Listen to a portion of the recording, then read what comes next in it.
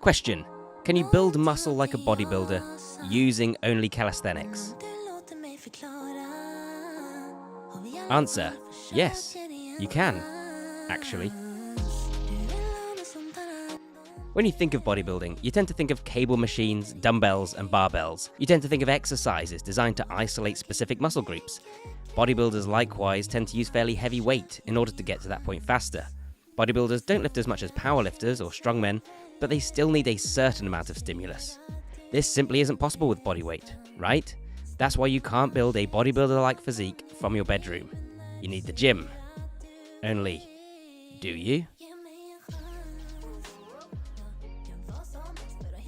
First up, bodybuilding is what you want it to be. Some people take issue with the term functional training because they think it's nebulous. All training is functional, they argue, therefore, no training is functional. Thereby, the whole concept is a scam. Well, what about bodybuilding? All training builds your body, right? And yet nobody calls bodybuilding not a thing. Anyway, my point is that bodybuilding can be whatever you want it to be. You don't have to aspire to be Ronnie Coleman. It's true you won't get to that point with bodyweight training. But to my eye, Frank Zane has a far more pleasing physique. Likewise, I generally prefer the look of natural bodybuilders, and this is a bit more achievable. And you'd be surprised just how much size and definition you can pack on with bodyweight training alone. Now you might think that training with your body weight fails to provide enough resistance or isolation to truly build muscle. This is not the case. Firstly, it's very simple to increase the difficulty of a bodyweight exercise.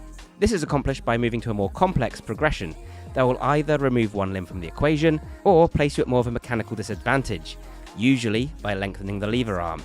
This basically means moving your point of contact with the ground further from your center of gravity. Sometimes you will elevate part of your body to increase the effect of gravity.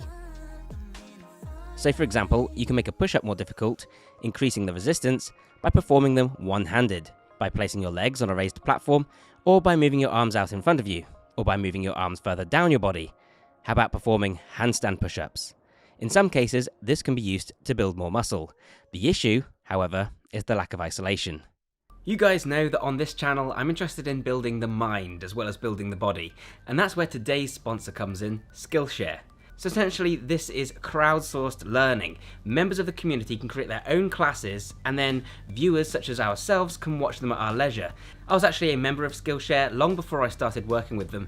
I used Skillshare to learn programming skills, to improve my video editing, my presentation skills. Really, it's been a big part in allowing me to do this as a career.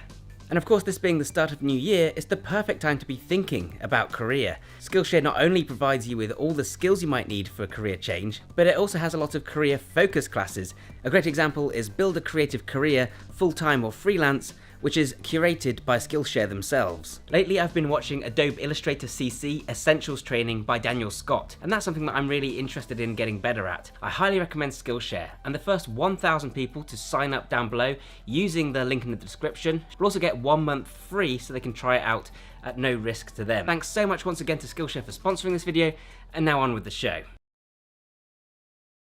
So the problem with using the one-handed push-up example to build your pecs, for instance, is that this is a technical movement that also requires a lot of muscles working together.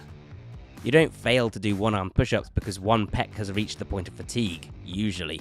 Rather, you fail to do one-arm push-ups because the collective strength of several muscle groups, including a lot of core muscles, is no longer great enough. Likewise, you're more likely to reach failure performing handstand push-ups because you can no longer balance yourself, not because your shoulders have reached failure. And this lack of isolation also reduces the fine control you otherwise have over which muscles you want to sculpt and hone. Luckily, there are a few things we can do about this. First, we select calisthenics exercises that do more or less focus on a single muscle, or at least a few together. So for example, the pull-up is a compound pulling exercise, but it's pretty darn good at focusing on the lats. Likewise, the chin-up is pretty great for targeting the biceps. Remember, you don't need to totally isolate the muscle. It's fine if a few supporting muscles chip in. Most bodybuilding movements aren't completely isolated, unless it's a single joint movement like a bicep curl, say, and even then, there are caveats.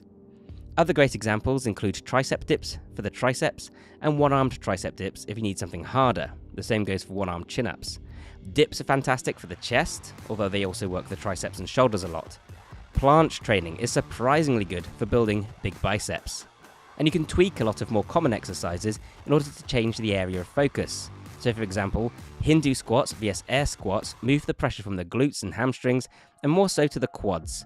Sissy squats take this to the next level and can build some pretty impressive legs. Diamond push-ups hit the triceps more so than regular push-ups. Decline push-ups will target the upper chest more. Pike push-ups really target the shoulders. One of the key factors though when it comes to building muscle with calisthenics is to maintain the time under tension and the continuous time under tension. This is what will allow for a metabolic build-up, which is one of the most useful triggers for hypertrophy. Basically what we're talking about here is not resting with your arms fully locked out or fully extended. You've seen me do lots of fast push-ups with an almost partial range of motion. This accomplishes that, and this is one way in which you can get that growth from very high reps, rather than just very high weight. We've all seen prisoner workouts that consist of hundreds of air squats and push-ups. It's how Tyson built insane legs with squats. Very high rep training does build muscle. Just select movements that are closed to chain or otherwise very safe to perform in high doses. You can also accomplish this in almost the opposite way, with a really good controlled range of motion. This once again keeps the muscle under tension, while at the same time building stronger tendons and greater control. There are more techniques you can use as well. I like to use mechanical drop sets, or the variation I call gauntlet sets. That means I'll take the most challenging version of the movement and then switch to the easier version with minimal rest. Generally, I keep rest times short when focusing on either bodybuilding or strength endurance, which tend to go hand in hand. Another option is to use pre-exhaust sets. If the chest isn't what's giving up first during your dips, then get it there faster by doing a few push-ups first. Getting a very good stretch on the muscle is also very effective for muscle building, and it also strengthens tendons and is useful in lots of other ways. And my guess is that the hypertrophy benefits here come from causing more muscle damage. Or you can provide yourself with more support, or even use cheat reps. By making the exercise easier, you allow yourself to do more repetitions, focusing on the specific muscle group.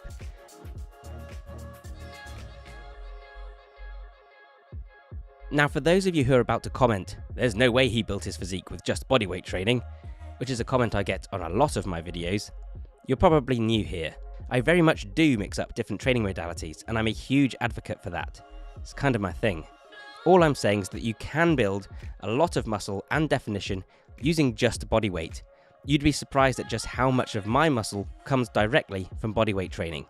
About 80% of my pecs, probably. Because that's how that works, right? In fact, predominantly calisthenics athletes like Simon Arter, Daniel Vadnal from Fitness FAQs, Austin Dunham, and Gabo Satano have incredible physiques. Those guys got there by being absolutely world class in their field, and their physiques are byproducts of that performance rather than being actively sculpted as a bodybuilder might.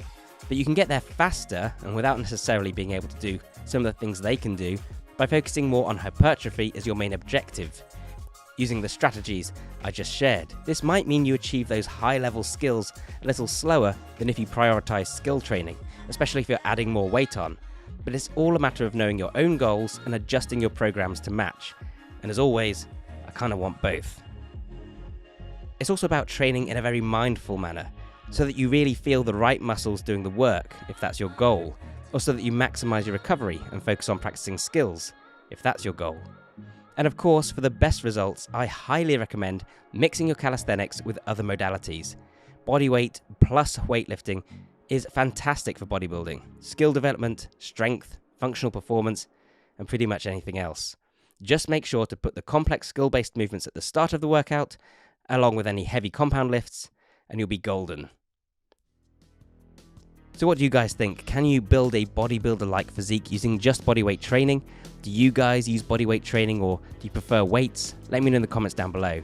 If you're looking for a training program that combines bodyweight training with weights and also a whole bunch of other modalities, whether you're talking about kettlebells, mobility training, all kinds of other stuff, then you might enjoy my ebook and training program, Super Functional Training 2.0.